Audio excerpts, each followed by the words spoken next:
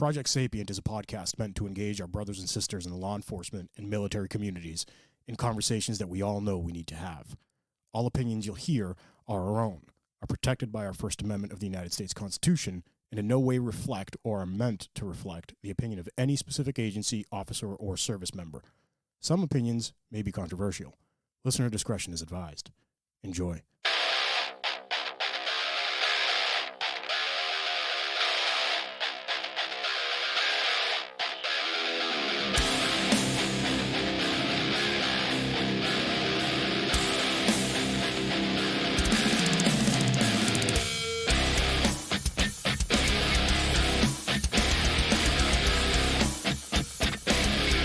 Hey guys. Hello. Guess what? Episode 6. I think. 7? I don't know. I don't know, but you know what? Ayman and I decided to do a different kind of podcast today. We're going to be doing it whispering. Yeah, we're going to whisper the whole time. And it's going to be creepy. And it's going to be like we're right behind your neck sniffing you while we're talking. What's wrong with that? Why are you judging, dude? Just kidding. Don't judge. We're going to have a problem, man. What the fuck? Right. Guys, listen, thank you so much for everything. Havok Journal, you've been amazing to us. We've had a couple of recordings with some guests. You're probably going to hear the next episode coming out before this one even comes out. Really good stuff going on. Awesome feedback on Instagram. Check us out, Project Sapient.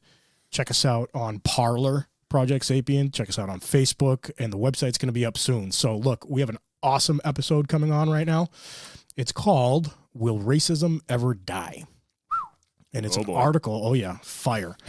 And it's an article that I'm in, again, with Havok Journal. He had written it for Havok Journal, June 5th, 2020. And it gets into some really interesting points here. We usually do like a 30-second review of an article. Ayman didn't do a review with me. We're just kind of doing this off the bat. So No, why not? if we start yelling at each other, who cares? Yeah, if you start hearing thumping noises and Pete says, my head's against the wall, stop. Don't worry about it. It's And this is pre-recorded, so nobody can call 911. Yeah, exactly. It'll be after the fact.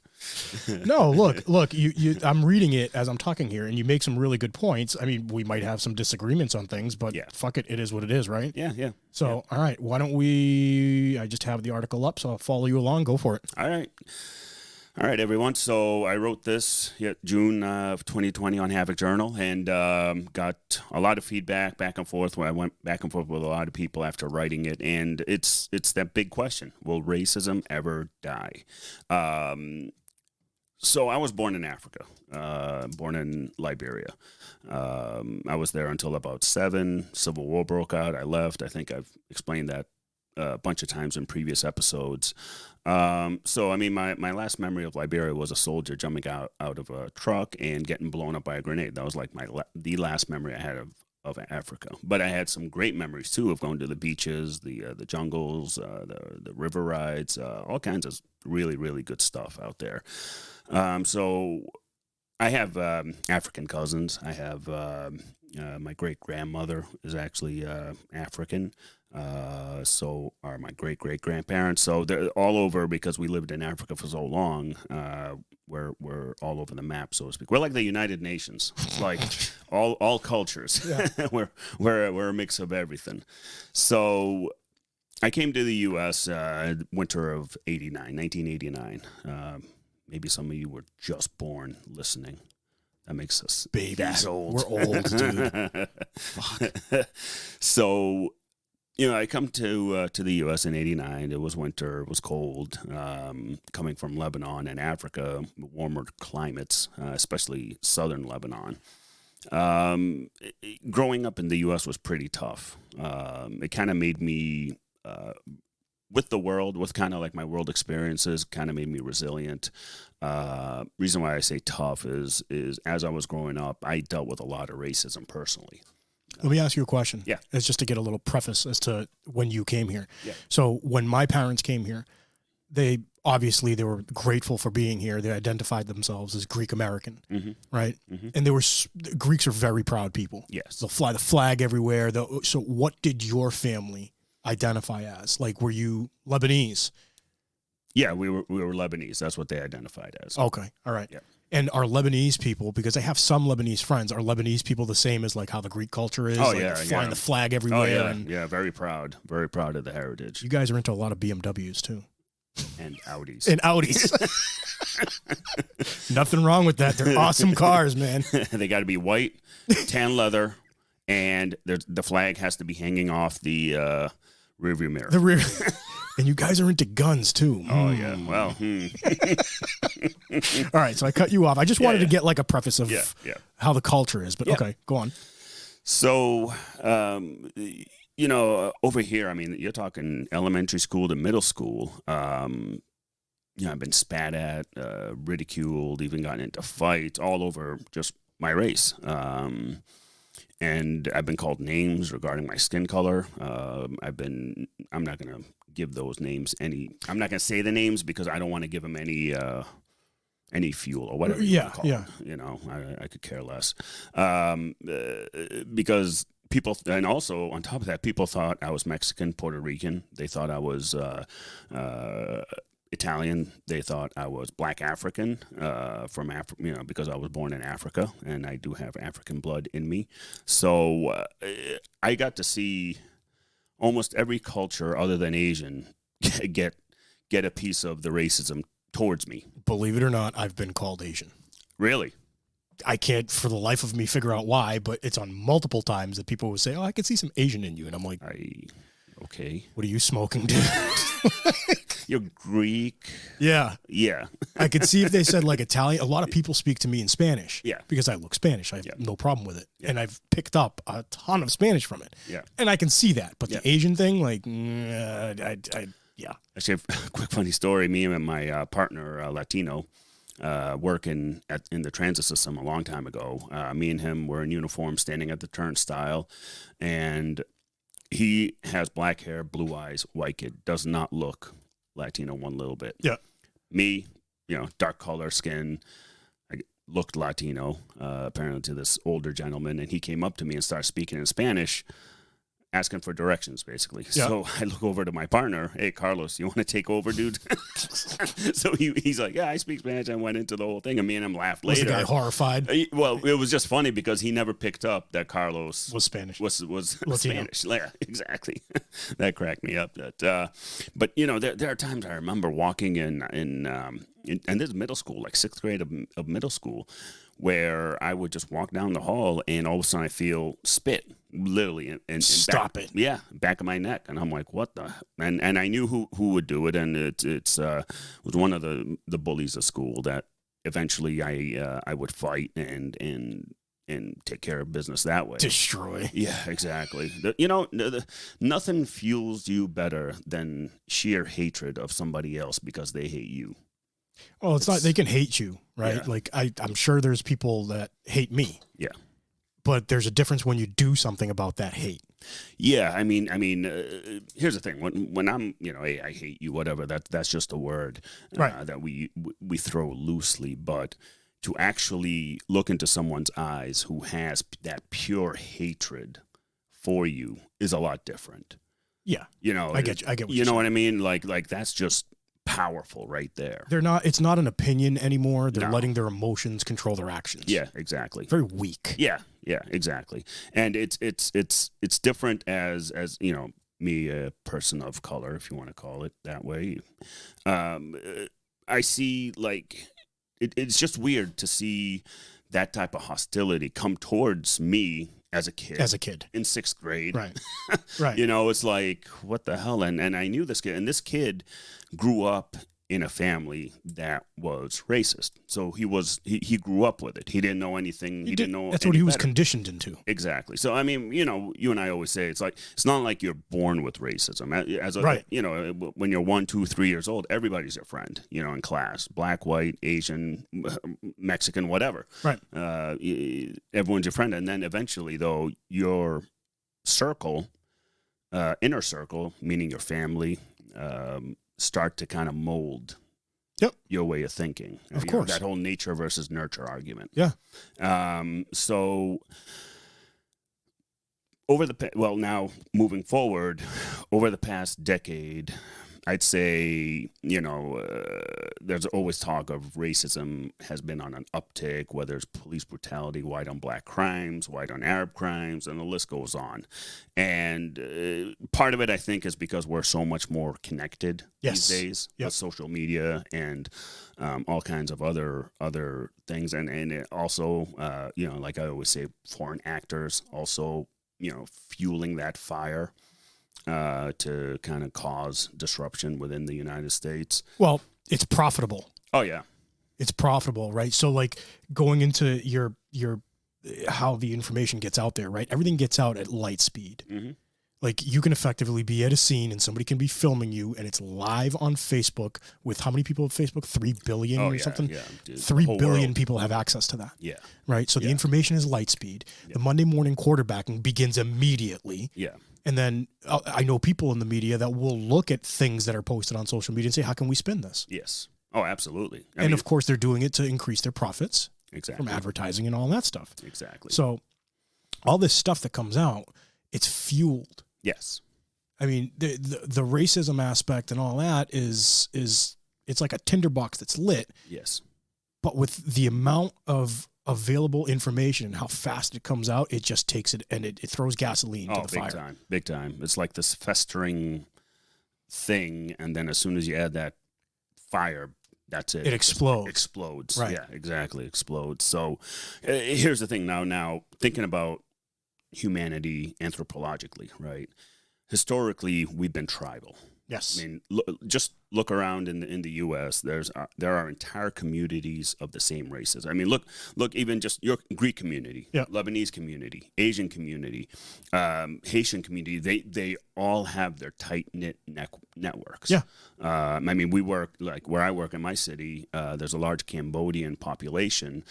They're very closed, right? You know what I mean? Yeah, so that any business they have going on, they'll take care of it in-house. Like everything's in-house with them. I mean, same way with the Lebanese, everything is in-house. Kind of, I'm pretty sure Greek same way. Yeah. Everything's handled in-house. But let me ask you a question while we're getting on this. Yeah. Okay. Hate and racism has been a part of life. Oh my God. Yeah. It's been a part of life since we first came up, probably before we came up from walking on our knuckles. Yeah. Right. Yeah. So it's always been there. Yes. It's always going to be there, I think. Oh yeah. Okay. I agree. In some fashion, it's always going to be there. Yeah. But my question to you, and I'm not saying that there's anything right with having hate, but has humanity conditioned itself to, and hate's a strong word, but to hate as a survival mechanism?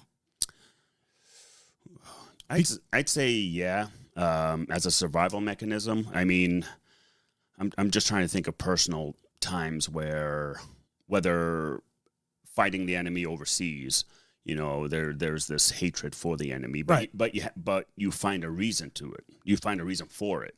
So the enemy overseas had a deep-rooted hate. Oh my God, to Americans. Yes. Just because you were American, you were evil. Yep. It didn't matter if you were Muslim. It didn't matter if you were whatever. Yeah. You were the enemy. You were the infidel. Yes. So that comes from thousands of years of being ingrained in you. Yes.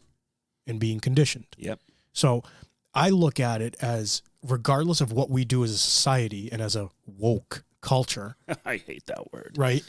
But regardless of what we do, you're always going to have, even the overseas folks that were being fought over there. Yeah.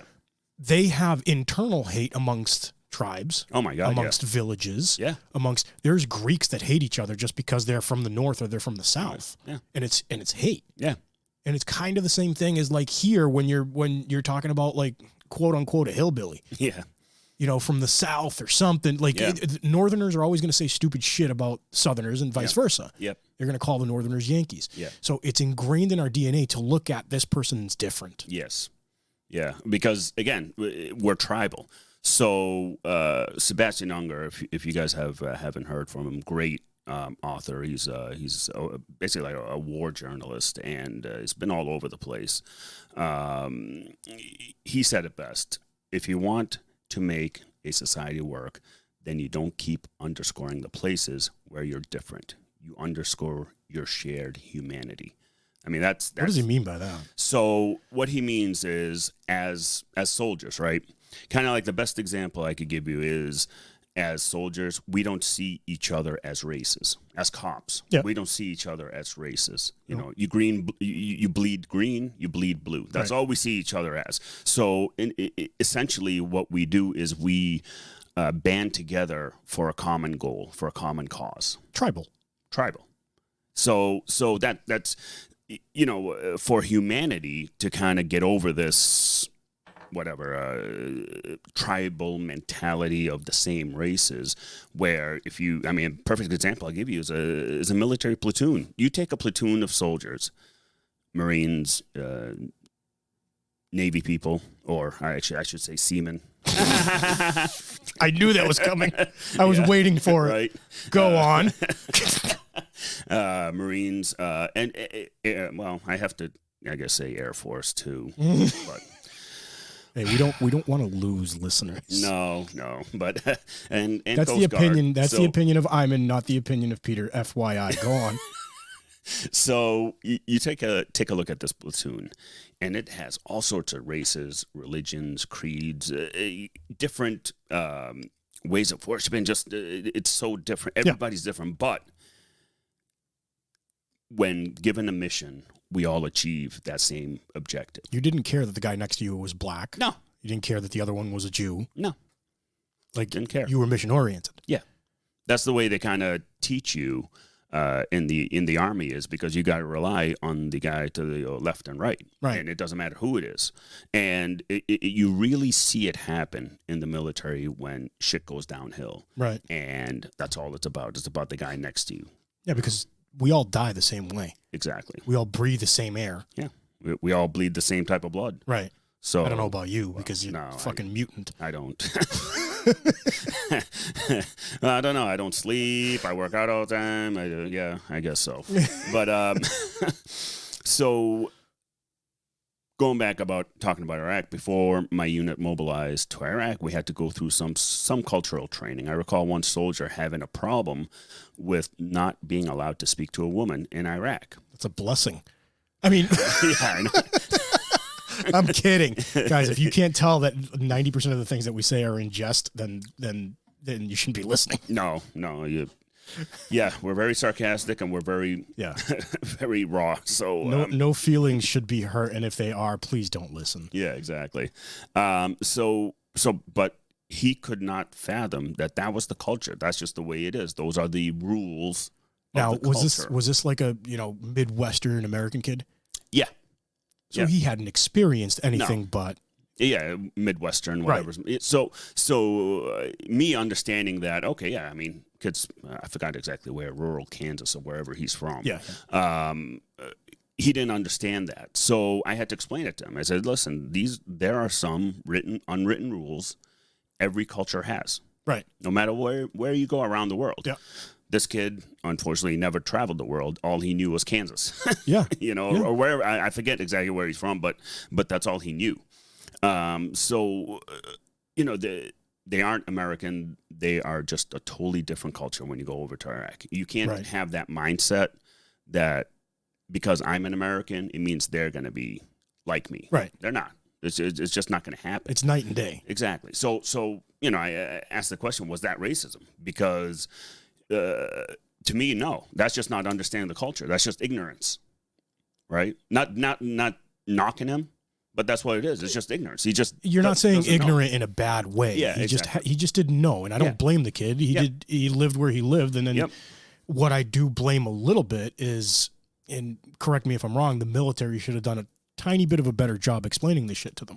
Yeah, I mean, here's the thing. We mobilize to war. We get 2 months of train up to get ready to go. So you're jamming everything in there. Yeah, I mean, you're jamming as much information as you can into these young 18, 19, 20-year-olds. I was 22 at the time, so I was slightly smarter. and easy, dude. Yeah, and then, you deploy into Iraq. You do... you deploy to Kuwait, do another week worth of kind of training, knocking the rust off, getting acclimated to the weather. Then boom, you're in Iraq, patrolling, doing what you're doing. So it's you don't have really a lot of time to train. Right. In terms, especially these young kids. And it's wartime. You're trying to get on target as quickly as possible. Exactly. I get it. Exactly. So in the military, when I was in boot camp, I was surrounded by every religion, race, creed that America had to offer. I remember we rode in that cattle car. I think I told this story before, where this kid was scared, shitless of what's going on. And while we were in the cattle car, it was actually kind of cool in a sense, where all of us agreed to say a prayer. There was a Christian, Jew, and me being a Muslim. Each one of us said a prayer in our individual religions as we were getting carted to... I'm sorry. It sounds like the beginning of a fucking great joke. Yeah, right? Yeah, exactly. A Christian, Jew, and Muslim were on their way to boot camp. In a cattle car. Yeah, in a cattle car. Oh, my God. You could go on forever. But it was surreal to me. And it went against, like, what my family and culture taught me, that I could see that everyone in Americans hate everyone. Right. Like, here I am with people, I have no idea who they are. We're jammed in this cattle car, and everyone said a prayer in their own religion. Right. It was pretty cool, and it kind of opened my eyes. I was going to say, it was probably eye-opening for him and for you. Yeah. I mean, because I grew up in just within that culture. Right. Now I'm forced, if you want to call it, to see other people in their other cultures and other religions have the same mindset, have the same objectives, have the same goals, have that love for one another, regardless. You were introducing a new culture amongst different people. Yeah. I mean, I shouldn't say different people. You were now all the same. Yeah. You were sapient. There you go. So it's like, while I was in the military, it's something that I learned, that it wasn't about race. It was about the man, again, to your left and right. That meant the difference between dying in the battlefield or living. And that's all that mattered. And I see politicians over here and community leaders who promise to get rid of racism. That's bullshit. That's fucking soapboxing, dude. That's just trying to pander to woke people. Here's the thing, like I always say, send people to ethics training. If somebody doesn't have ethics, they're not going to have. They're not going to. There's nothing that you're going to say that's going to change his mind. You can fund millions of dollars into these programs for implicit bias or racism or racial profiling and all these types of things. But when the individual is an asshole racist, they're always going to be an asshole racist. I mean, I haven't met anybody that I would say were reformed or whatever, and all of a sudden the racism is gone. But you haven't met somebody that went to an implicit bias class and walked out and said, "I have changed." Yeah, exactly.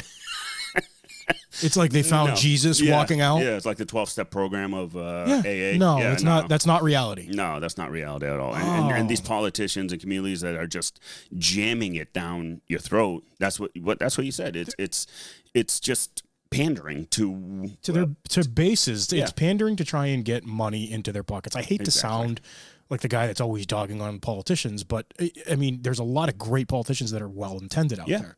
Yeah. Right? There's a lot of politicians that didn't have to become politicians. Yeah. That have... It's funny to me. Like, there's been... How many politicians that have gone in there poor as shit and come out rich as hell? Yeah. You know what I mean? And it makes you question. You're never going to know what their true intentions are because you're not them. No. But it makes you question things. But it comes back to, you look at certain things that people in public, let's not keep it to politicians, even CEOs of companies, even police chiefs, people that are in the community, how they switch back and forth. Yeah. 2 years ago, everybody was sitting there screaming at what's his Colin Kaepernick, that moron. Yeah. Everybody was screaming at him. Yeah. For taking a knee, which I thought was the most disrespect. It had nothing to do with race in my brain. No. It was disrespecting the hell out of a flag. Yeah. And how many of those people that were screaming at him 2 years ago have now suddenly changed? Yeah. You know why? I'll tell you why. Because they're fucking scared. Yeah. Yeah, I agree. I 100% agree with you. They ride that wave as long as they can. As long as they can. As long as they say, you know what, I can ride this wave, and these folks aren't going to beat my ass, I'm going to pander to them. And I think that's 100% what's going on. Oh, absolutely. I mean, you see it every day, and I always bring up the example of Bernie Sanders, and it still dumbfounds me to this day. No matter how many times I watch that video where he says, "If you disrespect a police officer, you'll get shot in the back of the head." You have politicians that actually believe that, and they're trying to sell you on that. They're trying to make you believe it. Yeah, I mean, how many times have I been disrespected? Oh yeah, let me pull my gun out and blow this guy's head off because he called me an asshole. I get called an asshole every day. I should be like, it's like just for that comment right there. It's like, what how the fuck? How disconnected are you with reality? Yeah, right. And look, things that happen with like the George Floyd incident. Yes, right. Things that happened there. I get it. There's a lot of things that were wrong with everything that had happened there. Yes. All life is precious. Yes. I think all life is precious. How many times have you seen officers, or how many times have you gone hands-on with somebody and the first thing you want to do once they're in custody is render aid? Yeah. It doesn't matter. You're going to knock on wood. I'm knocking on wood. You don't want to if you get into an officer-involved shooting, the first thing you're going to do is try and render aid. Yeah. Right? So all life is precious. And I think 99.9% of police officers are that way. Well, a couple of officers in my city where I work, they were ambushed and shot back, and luckily both of them weren't hurt. The bad guy was wounded. They went over and immediately rendered aid. Put tourniquet on. You're going to. You're going to. That's kind of our job. So going back to how I started talking about it, the one thing that annoyed me was how instantly racist policing had become because of George Floyd. Yeah. And it was like, no matter what you saw on the body cameras that came out with George Floyd, there isn't one thing that anybody could say that you saw those officers doing that you could say that was racist. Yeah. They didn't start calling him names. They didn't start, talking to each other and saying, F this black guy and this and that. No. No. There was none of that. No. And so the woke mommies in the $1 million house neighborhoods were going out protesting in front of Starbucks. While getting lattes. Like they know. Like they know what it's like to be spit at walking through school. Here's the thing, like personally, like when I saw some of our leaders take a knee because of George Floyd with the African garb, and these are white people. To me, as someone born in Africa, I was like, that is fucked up. Right. I was like, you don't have no fucking clue, nor do you talk. You to can't people talk. Like me. Yeah, exactly. I was like, just go away. Hide in a closet. What they don't realize is that 50% of the people out there can tell that they don't know anything about racism, true racism. Yeah. And they're all they're doing is pandering. They don't want to get beat up. No, yeah, exactly. And I'm not saying physically too. I'm saying from the politicians in there, they're scared to death. They don't want to lose their seat. That's all it is. Exactly. That's all it is. Get elected out. And it goes back to elected leaders no longer voice their people. The people that they're supposed to represent. Yeah. We got to stop calling them leaders. You guys have heard me say that a million times. They're elected officials. They're not leaders. The leader of my clan is me. Yeah. Right? Exactly. And the leader of your clan is you. Exactly. So, and we can have leaders in like our dynamics in the police department, but at the same time, as much as it was one of the things going through my promotional studies, right? Yeah. I want my people under me to be held responsible for their actions, but I want them to hold me responsible for my actions too. Absolutely. That's teamwork. Yeah, absolutely. That's all it's about. And I don't care what color, I don't care where they come from or what language they speak, anything. Yeah. I've been called racist a few times. And I'm like, you people are fucking stupid. Yeah. I've been so this real quick, I walk out of a local hospital while I'm at work. I see two individuals. Actually, let me back up. So my family brought this up to me, which I never ever realized. When I tell them of how my day went, if my wife asks, if something happened or whatever, I'll tell her, and that way I'm transparent and she knows what's going on at work. I don't tell mine shit. Nothing. No, I tell mine. That way, if I ever get hurt, she knows why. But in my stories, I never say, so I dealt with this white guy, I dealt with the black guy, which again, I never picked up on it, but they told me, they're like, you never make the distinction. You never, she's like, my wife says, she's like, your stories always start off, oh, this asshole. Yeah. Like, well, that's all they are. I mean, bad guys, evil people, whatever. Yeah, you're assholes. That's all you are to me. I'm not, and I'm not calling the asshole for the soccer mom speeding, Right. because she's trying to get home to make dinner. Like that, I don't mean that person Right. to be the asshole. I'm talking about the legitimate evil people that we deal with. Right. So when I tell stories, people, I don't like to, I consciously or subconsciously never, race never enters it. So it doesn't matter. No, it doesn't matter. Exactly. So now going back to the story, I'm walking out of this local hospital, and I'm working, and I was in plain clothes at the time. I see two guys circling this house in a home invasion type scenario. Okay. And I'm like, whoa, this is happening right in front of me. I go over the radio and say, I'm like, hey, I don't know what I got going on, but I got two individuals surrounding this house. Send me everybody. Yeah. Like, I had no idea what the hell was about to happen. So obviously multiple units on the way, and I end up calling them out. I recognize them. As soon as I yell at them, as soon as we make eye contact, I recognize them. They're local shipbirds that we deal with all the time. Right. And the first thing one of them says to me, walks up to me and says, "You, sir, are racially profiling me." Oh, really? Oh, I lost my shit. Yeah.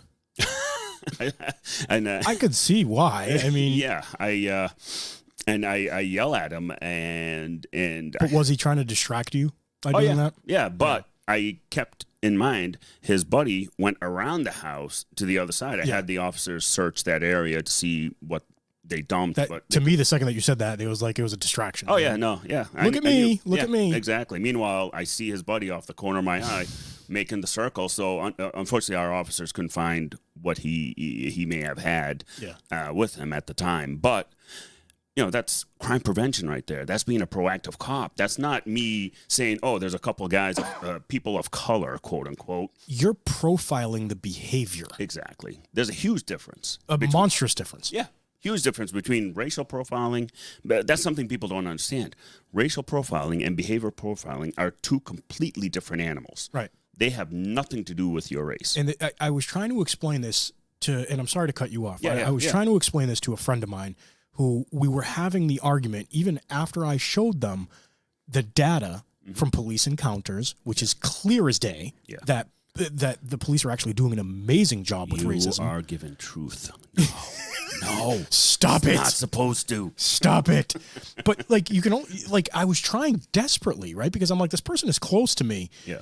I don't want them to fall into that trap. Yeah. Are there bad cops? Sure. Yeah. But the data's there. The data doesn't lie. Yeah. Right? It's there.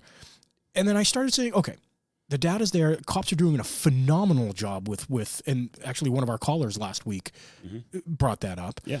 But then I said, it's more on our side. It's a behavioral profiling. There's no racist race profiling or sexual or anything like that. Yeah.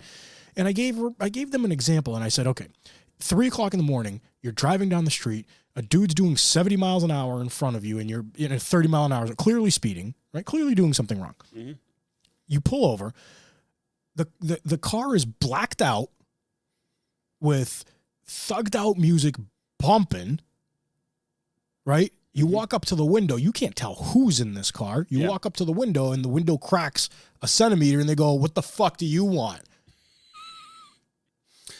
I already know. Is that going to change how you respond? Yes. Oh, yeah. It's going to, your ears are going to go up. Your warrior mindset's going to go up. And I said, okay, now let's flip it. Let's flip it. You're doing 30 miles an hour. Dude blows by you at 70 miles an hour. You pull up behind the car, and it's a minivan with fucking the Shark song on. Yeah. They get a ticket just for that. Just for that. Yeah, no shit. It haunts me in my dreams, dude. Baby Shark. Don't start. So I know everybody listening to that was like, shut up. Yeah. But think about it. It's a behavioral thing. When you walk up to the window and, mommy, regardless of what color mommy is, puts the window down and she's looking at you like, I'm going to fucking kill myself because these kids are driving me nuts. Yeah. What did you pull me over for? You're speeding. Oh my God, I'm so sorry. There's a difference in how you're going to react to that. Yeah, exactly. You know what I mean? Yeah, exactly. I've pulled cars over before when I was on patrol. Again, like you said, blacked out windows. I can't tell who's driving. Right. the first thing out of their mouths, they roll down the window. What, you pulled me over because I'm black? Right. That's interesting. Yeah.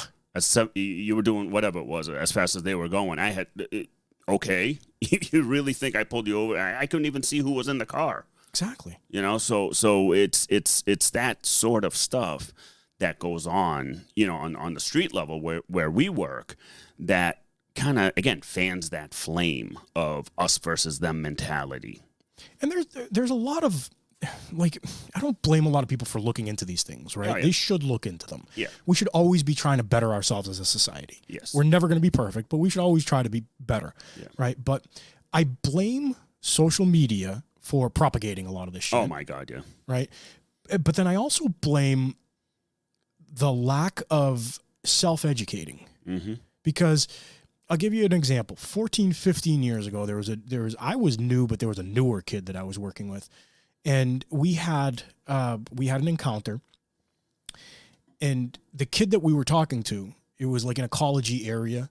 So the kid that we were talking to, he knew what he had done wrong. We had caught him red-handed. Excuse me. And we're talking to him. We're not yelling at him or anything like that. And the kid starts smiling. Mm-hmm. The kid starts smiling, and I instantly knew why he was smiling. But my partner at the time didn't. And he goes nuts on this kid to the point where I had to back him off and be like, he's not smiling for what you think he's smiling for. Let me just take over. And I took over and I dealt with it accordingly. It comes out that this kid was Asian. Okay. And people I forget where in Asia, but people from certain Asian cultures, when they smile, they're not smiling because they're laughing or they're happy. It's a thing of shame. Yeah. It's a thing of shame to them. That's cultural awareness. It's cultural awareness. Yeah. Nobody had ever taught me that, though. Yeah. Nobody had ever taught me that. That was something that I knew through my cultural experiences. Yeah. You know what I mean? By having Asian friends.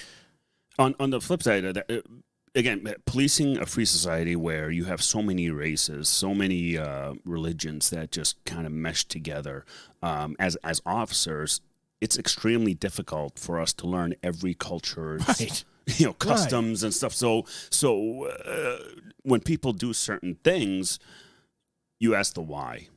Hey, why are you smiling? Right. You know, or like, I'm not. There's clearly something going on. Well, if you're gonna let a smile set you off, oh yeah, you got issues. Yeah. Right. We've all done it. I'm not making fun of anybody. Yeah. We've all fucked up. Yeah. The difference is, I think about it later on and I say, okay, how do I mitigate that? How do I not do that again? How do I?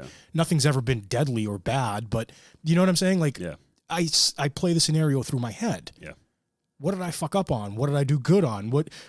I'm looking at while we were talking and I was talking about smiles, I pulled up an article. I'm not even going to say where it's from, but it talks about different cultures smiling different ways. Yeah. Like Russians smile a different way. German tribes. Tribals. Germanic tribes. Yeah. Yeah. Thai people, they smile a completely different way and for different reasons. Yeah. Greeks don't smile because they're miserable. I can say that because I'm Greek. But do you see what I'm saying? Yeah. Like, everything is so different. It's not your job as a police officer to try and figure it out. In my case, we were lucky. Yeah. Because I had known it. Yeah. And I could pull the kid away. Well, just like certain cultures do not look at officers because that is a sign of disrespect. Exactly. They always look down. And you say, look at me. Yeah. And it's like, I don't want to. Yeah. I mean, to them, that's a show of respect or a show fear because back in their country, police are like the dictatorship. I once had a kid, I forget where he was from.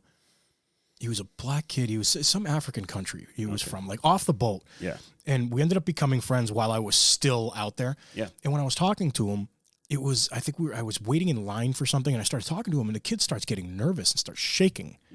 And like everything that you can tell physiologically with this kid, you're like, what the hell's wrong with this kid? Yeah. And he was shaking and I'm like, the ears go up. I'm like, this kid just getting a shooting or something down the street. Yeah. And then I ended up talking to him like a human being and calmed him down. And he, like 2-3 weeks later, he was like, yeah, my people aren't allowed to talk to the police. And if we do, you'll get a club over your face or they'll bury you in the desert. Yeah. And I was like, really? Yeah. Not here. Now you can club the police and nothing happens to you. Apparently. But you know what I'm saying? It's like, I think we just have to become a little bit more aware that sometimes what Ayman sees or what Pete sees may not be what everybody else sees. Well, how about this? As individual departments, know your community. Yeah. Know the customs and now I'm not saying learn every tiny little thing. Right. But it might help to know, what are some Cambodian traditions and cultural things, their New Year, their celebrations, and again, I'm not saying learn every little thing, but just enough, because you have no idea how much respected the community feels with an officer that understands their culture. And it doesn't matter what, like, the Cambodian community doesn't need a Cambodian officer. No. Like, if Pete showed up Yeah. as the liaison or the officer that's in his district, his squad, whatever, Yeah. and suddenly knew Cambodian cultural things, Yeah. I think they'd appreciate it even more. Yeah. They'd be like, look at this kid just learned our traditions. Just, you know what I mean? My wife went to Cambodia. The reason why I say Cambodian. Why are we stuck on Cambodia? Because I started the conversation thinking, and I drank 2 Red Bulls before I came here. So yeah, what's wrong with your veins, dude? We start EMS. I know, right? So reason why I say Cambodia, because my wife, she went to Cambodia on vacation.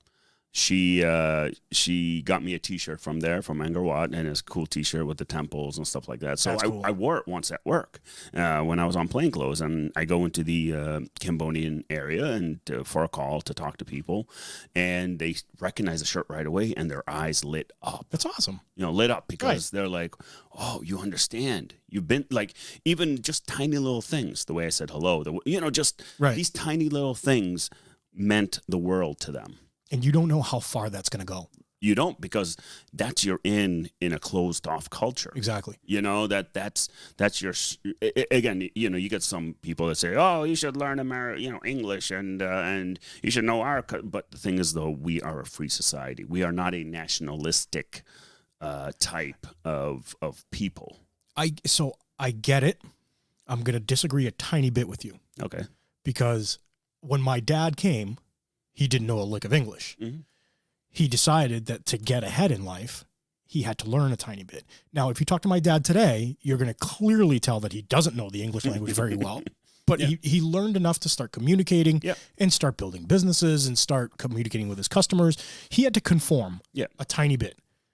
Okay. And I'm not saying that it's like the end all. You're right in the aspect of, we're a free society and we can do whatever the hell we want. Yeah. But at the same time, it's difficult when Pete shows up and the guy refuses to communicate with me because he doesn't know English and because he refused to know English. Yeah, no, I get that. I guess I should correct kind of what I'm saying is you learn English because you're in a country that speaks primarily English. Like if I moved to China, I wouldn't expect people to not tell me to learn a little bit of Chinese. Exactly. I mean, which I would never move to China, but anyway. And their language is very difficult. I know. That's what I'm saying. I'd never be able to mind, do it. Me speaking Arabic. My God. Do you speak French too? No. That's actually one side of my family does speak French. Is that a cultural thing? Yeah. Yeah. Why? Well, because it was a French colony for the longest time. But what I'm saying is why don't you and some of your family does? Oh, because I just happened to not learn it. That's okay. That's all it okay, was. Okay. Some of my family are just completely fluent in French. It wasn't like taboo that certain no. people spoke it and some No, it was just, depending on which side of the family you grew up in. Gotcha. You would, speak French. So anyways, going back to just learning different cultures and the cultures, even when I was in Iraq, just the mere fact that I was Lebanese and spoke Arabic, my God. It must have been an advantage. Oh my God, the amount of intel I received, and later on I learned someone like me is $100,000 bounty on my head, which was awesome. That's kind of cool. I'm like, yes, I got a bounty. I would have done so much disinformation with that. I would have been calling these guys and being like, I'm going to up it to 150.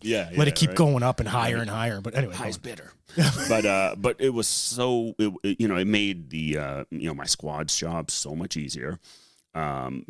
We would get handed like fruit juice and tea and all sorts of stuff, and I remember my squad leader was like, "Oh my God, this is awesome, Ayman. What else can you get for us? We need real food. We've been eating MREs." I'm like, "Well, I don't know if you want to eat the food because we might end up in that porta john for 3 days, but until you get used to it." Yeah, until you get used to it.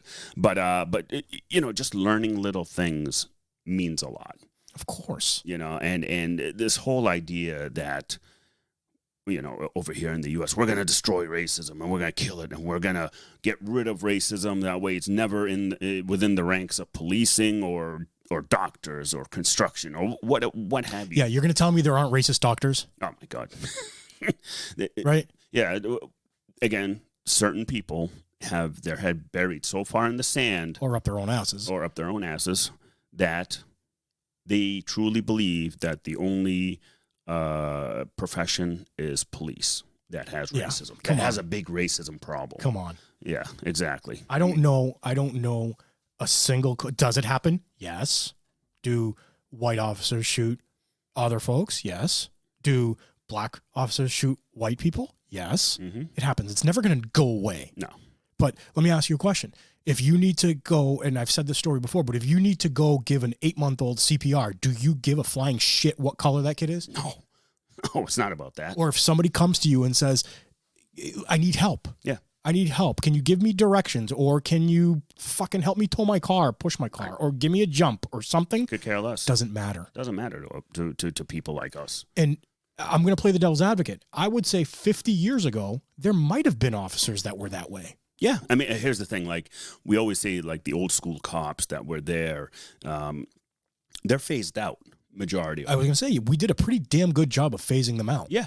You know, and rebuilding what policing should be. Right.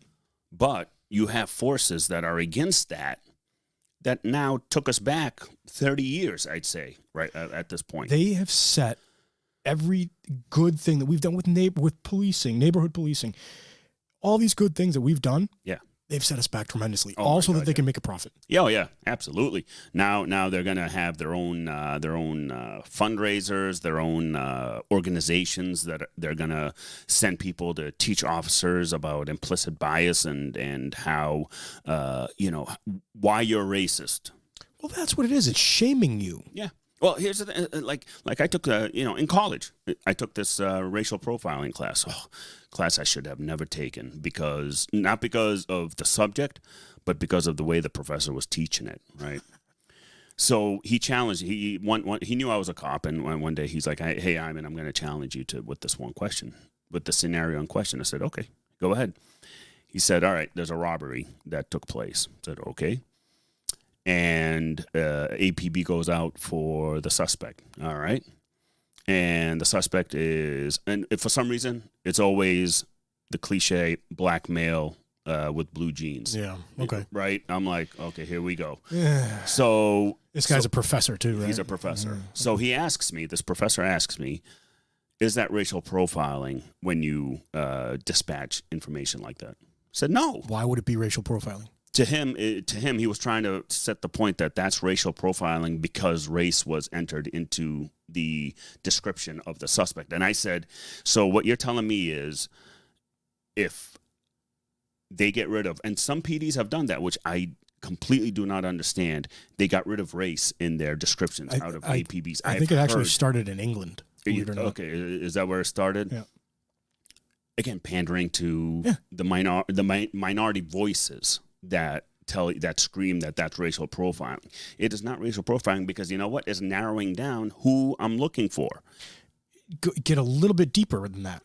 99.9% of the time when you ask the person that just got stabbed who did this to you, they're going to give you the color, the age, the weight, the sex. They're giving it to you. If they know who it is, you got to know. You got the name too. Am I wrong in that? No. 99.9% of the times they're going to say it was a white dude that was 6 feet tall and had a tat on his nose. You know what's funny? Have you ever had these the eyewitnesses, which oh my God, it drives me crazy. Where each of their descriptions are different. Yeah, I think there's a physiological reason for that too. Yeah, but again, it always come back to the first thing that is said. Oh yeah, this white guy went down the street that way and he's wearing a red shirt and blue jeans and this. Okay, but what typically happens with law enforcement? We go around the corner and everybody's wearing a red shirt and blue jeans. You're like, what the fuck? It's like when you buy a red car. Now you see the red car. Yeah. I mean, it's like so. I was arguing with this professor and he would not let that go. He knew better. Well, he should have known better. I was being facetious. All right. I was going to say. I was being facetious. Well, you had a serious look on your face. I'm like, oh, my God, are you serious? How do you know I'm not Asian? And my smile means something else. Yeah. See? Right. Yeah, right. I'm shamed. You're woke now. Yeah, oh, jeez. I want to go hold a sign right now. So, so this article that I wrote and my philosophy on this whole thing is you're never going to root out racism. You're never going to get rid of it. It will always be here. But what we can do as law enforcement, like we've done for years, is phase those officers out. Absolutely. Phase them out. Arrest them, get rid of them, whatever it takes, which we've done a great job doing. Look, let me. It popped into my head when you were saying it. As stupid and as evil, I think true racism is, and I don't tolerate it one bit. Mm-hmm. Okay, but I'm going to play devil's advocate. It's your right to be racist. If you want to be a racist, it's your right. It's also your right to be a fucking idiot. Yeah. By being a racist. Yeah. So you're wrong. It's your right, but just don't be a cop. Yeah. Don't be in the police in the profession that's going to be responding to all kinds of different people. But like with anything, with that, certain professions have power and power corrupts. Right. Absolutely. And that's what they look for. With sex offenders that become baseball coaches and clergymen and whatever else. I agree.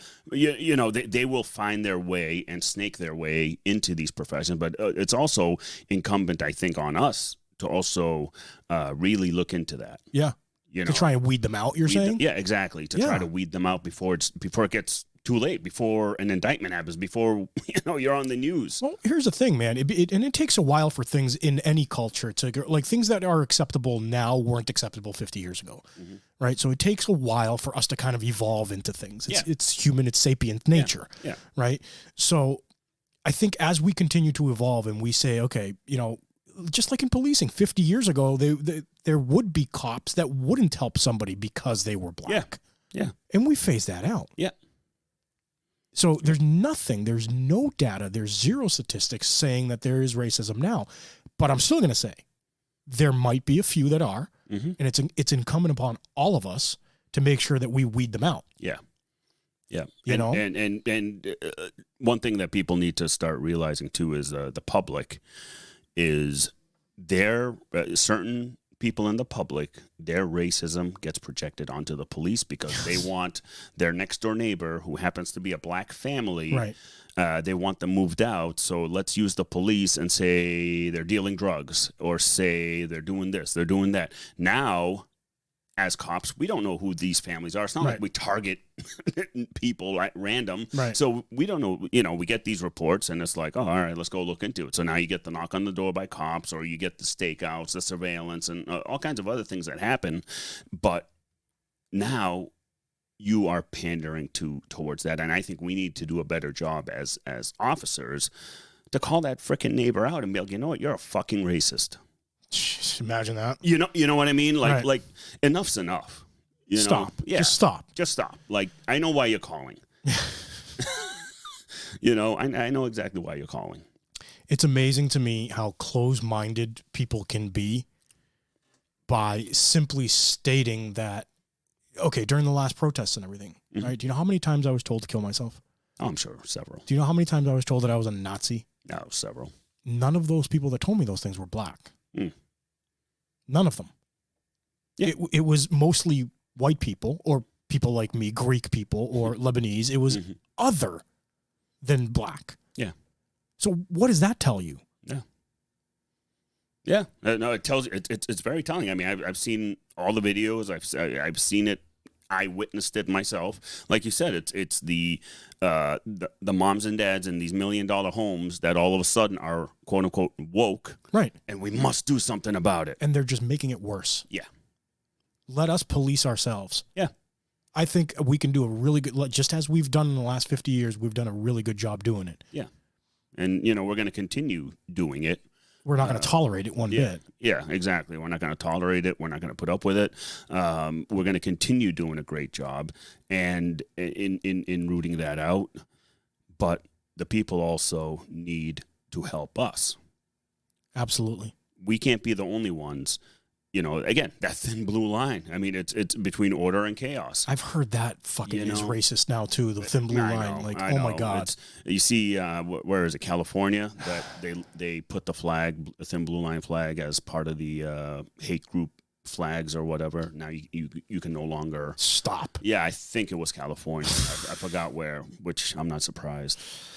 Oh my goodness. I know, All right, I know. We got some listeners in California. I'm very sorry for what's happening in your state. Just, I was gonna say move, but don't Yeah. move because there's how many feet of snow outside right now? Oh, Probably 2. yeah, 2 feet. Probably 2 feet. Yeah. All right, I'm looking at the end of your article. Yep. It literally says, in the end, even though I had to deal with racism on a personal level, it never shaped me. Yeah. It never made me hate another race. I will not blame the majority because of a minority. That minority is the one I'd rather deal with. Explain. Oh, that minority, they're the cowards. Ah. They're the ones who run to people like my mother at the time after September 11th. They tried to run her off the road. They are... Really? Oh, yeah. To me, they are cowards. They would rather do that than face someone like me. And, so it's like, yeah, all right, you know what? You think you're brave or you're tough. Or like with my sister down in Florida, where this old white guy was yelling at her, "Go back to your country," which is funny because she's born and raised in the U.S. and it dumbfounds me that shit happened. But here's the thing, personally, as a grown ass man, I'm not going to let it stop me from doing whatever I want to do. That's never going to stop me. If I want to give racism, we'll say, or hate the fuel it wants, I'll be miserable. Yeah. I will not be able to move on from that. But just because I've had a couple bad run-ins growing up with white people or whatever, does that mean I hate every white guy I see? No, absolutely not. I don't know. I've never seen you hanging around with white people. Shh. You need to be trained. Yeah. I need to be trained in implicit bias. And I'm sure that when you walk out of that training, you will be a changed man. I will go immediately to Starbucks and order myself a double shot bullshit mochaccino and go from there. That's pretty racist.